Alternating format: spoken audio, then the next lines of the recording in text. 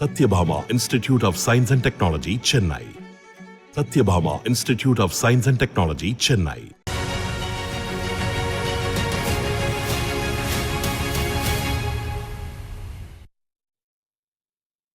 நாடு முழுவதும் சிறு சிறு கட்சிகள் கூட்டணி அமைத்து ஆட்சி அமைக்கும் போது எடப்பாடி பழனிசாமி பிரதமராக வாய்ப்புள்ளது என அதிமுக சட்டமன்ற உறுப்பினர் ராஜன் செல்லப்பா தெரிவித்துள்ளார்.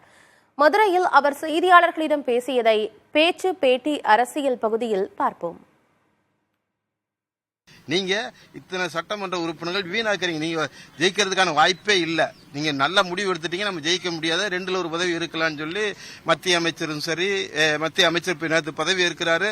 நாளைக்கு ஜெயிக்கணும்னு நினைக்கிறவர் போய் பதவி இருக்க வேண்டிய அவசியம் இல்லை. மக்களவைக்கு வர வேண்டும், அது அவருக்கு முதலே தெரியும். நம்ம தோல்வி சந்திக்கும் அவருக்கு முன்னாடியே தெரியும். இங்க இருக்கிற அனைத்து சட்ட அருமையான ஓபிஎஸ் அவர்களுக்கு நல்லா தெரியும் நம்ம ஜெயிக்க முடியாது, இருக்கிற எம்எல்ஏ கொஞ்ச நாள் வச்சிருப்போம். அது அவர் ஏன்னா அவர் கட்சி மாறி இருக்கா, அவர் அந்த சட்டமன்ற உறுப்பினர் பதவி இலக்கு நேரிட போகிறது. அது தேர்தல் முடிஞ்ச உடனே அவர் அந்த சட்டமன்ற உறுப்பினர் முடியும். அந்த காலத்தில் நாங்கள் கேள்வி பண்ணோம், என்ன அருமையான நாவலரே, மிகப்பெரிய திறமையானவர், நாங்கெல்லாம் மதிக்கக்கூடிய மிகப்பெரிய ஆற்றலாளர், பேச்சாளர், கட்சியின் பொதுச்செயலாளர் இருந்தவர். அவரே ஒரு முறை தென்னை மரத்தில் நின்று படாத பாடுபட்டு போனாரு. இப்ப இனிமேல் இவருக்கு பேர் இது வரைக்கும் ஓபிஎஸ் பேர் வச்சோம், இனிமேல் அவரை பலாப்பழம் தான் மக்கள் கூப்பிட போறாங்க. அந்த அளவுக்கு ஏளனமான ஒரு சூழ்நிலையில வர்றாரா பலாப்பழம் வராறான்னு கேள்வி பண்ண போறாங்க. தேவையில்லாத வேலையில் அவர் இறங்கி இன்னைக்கு தன்னைத்தானே இழிவுபடுத்தி கொண்டு விட்டார்.